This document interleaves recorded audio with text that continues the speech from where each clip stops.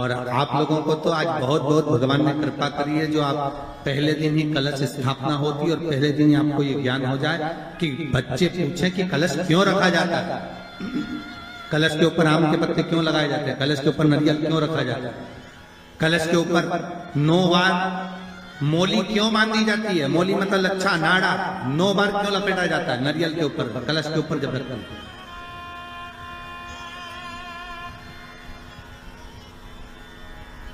कलश के ऊपर जब जब श्रीफल रखाता है, नारियल रखाता है, तो उस पर 5 बार 7 बार मोली नहीं लपेटी जाएगी, तो 9 ही बार लपेटी जाएगी। 5 या 7 बार लपेटते हैं तो कहते हैं कि लक्ष्मी की छिन्नता होती है, और वो 9 बार लपेटी जाती है तो भरपूर लक्ष्मी का भंडार भरती है।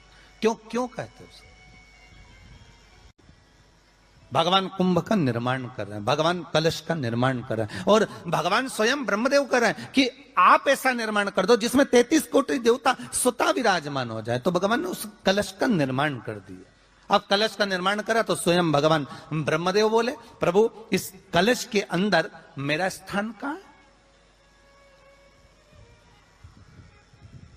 मेरा स्थान कहां है?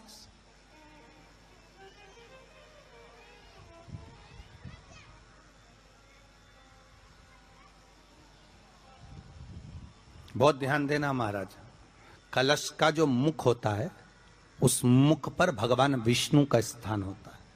किसका स्थान है? भगवान विष्णु का। थोड़ा सा नीचे आओगे, जहां से कलश का मुख दबा हुआ होता है, वह जगह भगवान स्वयं शिव की होती है। किसकी जगह है? भगवान शंकर की।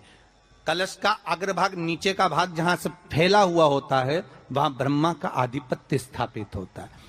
फिर कलश का जो नीचे का भाग होता है वो भगवान शिव और शक्ति का स्थान होता है। कलश के बाहरी भाग में, जहां पर बाहर का हिस्सा होता है, उस कलश के बाहरी भाग में 33 कोटि देवताओं को भगवान शंकर ने लाकर विराजमान किया होता है। महाराज भगवान शंकर 33 कोटि देवताओं को निमंत्रण देकर उस कलश में विराजमान कर दिया। कितना सुंदर लिखा है देवी भागवत के अंदर कि जहां